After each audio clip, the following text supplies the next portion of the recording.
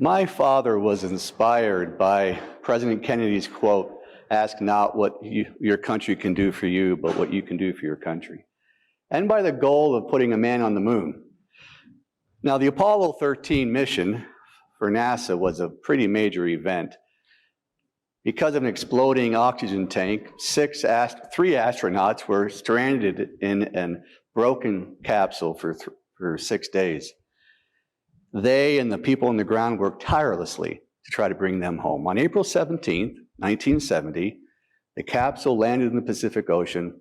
All three astronauts were safe and alive. Now, those three astronauts and the people on the ground are a testament to public service.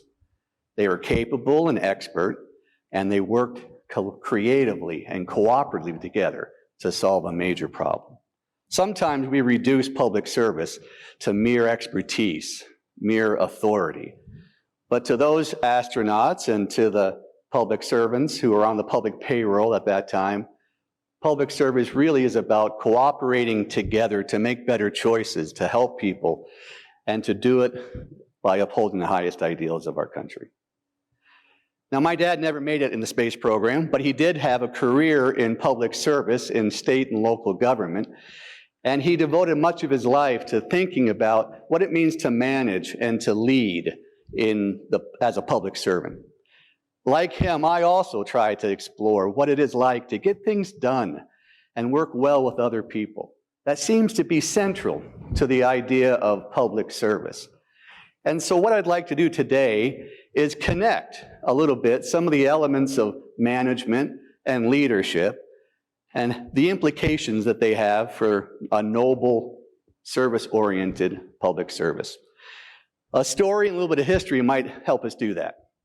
So first, the story. There was a prideful young man who wanted to outwit an old hermit. This old hermit had no real positional authority in the village, but everyone loved him, well respected, admired, had many, many followers. Well, this prideful young man wanted authoritative position. He wanted to control a little bit the village, so he had a plan. And as he was walking up the path to visit this hermit, he captured a bird in his hand. And he told all the villagers who were following him what his plan was. He said, "I'm going to ask the hermit whether this bird is alive or dead. If the hermit says it's alive, I'm going to crush it. And if he says dead, I'll let it go free. Either way, the hermit will be proven to be not as wise, not as trustworthy, and certainly not worthy of being followed." Well, they got to the door, he knocked on it, asked his question, impatiently waited for the answer, and the hermit opened the door and was deeply saddened by the encounter. But always wanting to serve and teach and help people to higher levels of thinking and being, he simply said, "It is as you wish it to be." Now, the prideful young man wished for control, for power over others. But the hermit knew something a little bit more deeply important, that influence, leadership, wisdom is not about control. It's about helping other people make good choices. Now, stories can have multiple interpretations. For me, this story helps illustrate that manage might be defined as getting things done by acting upon others, and in this case, even birds, to get things done that the manager wants done. Leadership is helping people choose to act for themselves more thoughtfully and more appropriately. Well, the contrast between these two ideas can be seen in the history of the words themselves. The word management comes from 15th century France. Imagine a knight in shining armor riding his trusty steed across the French countryside. Or put yourself in the place of a farmer bringing his goods to the market on a horse-drawn wagon.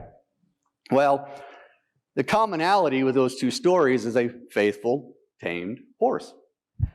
Now, in fact, the word management comes from the techniques of training a horse, breaking the horse, handling the horse, to achieve compliance and obedience from the animal, right? And so the word the French used, and what's interesting though, is that we don't break the horse's legs. We break their spirit. We break their will. The French used the word manege to describe taming horses, and that comes from the Latin for hand, manus, implying handling the horse, right? From which we get our modern terms manage, manager, and management. And so the reason we break horses or tame them is to have controlled, predictable behavior over time. I mean, imagine you're a farmer. You don't want the horse to take your goods away from the marketplace. If you were a knight, you don't want to ride a creative horse into battle. No, you want controlled, predictable behavior over time. You want structure, stability, routine, modern management. Now, about the same time that the French were taming horses, the English were sailing the 7 seas. And they relied on a star in the sky to navigate there and chart their courses. That star they called the lodestar. We call it the North Star.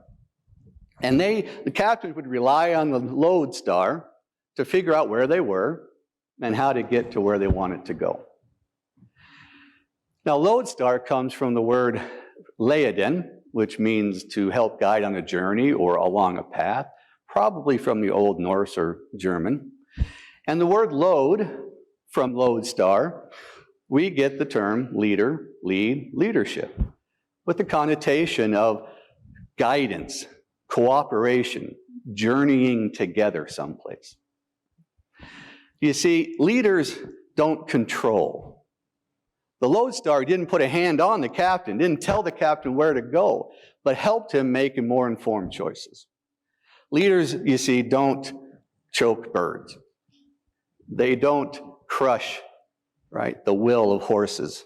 They don't dash people's spirits. No, they help people make better choices.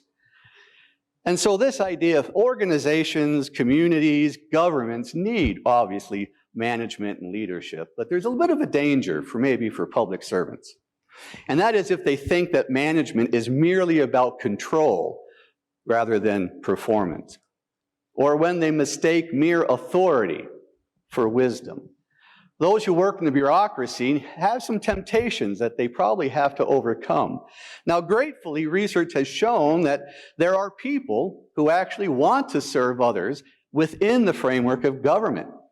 They are said to be endowed with a little bit more of public service motivation.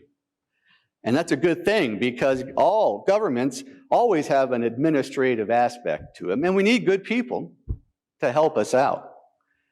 Now, to help these public servants have a bit more of a nobility to their service and focus on serving others, I'm offering 5 principles, guiding principles, emerging from the essence of management and leadership that we just explored together. So the first one is we need to see people as capable people. Public servants must respect individual liberty and democratic choice and not try to override it. The goal, of course, is to support the democratic processes we have, not to rule in any such way.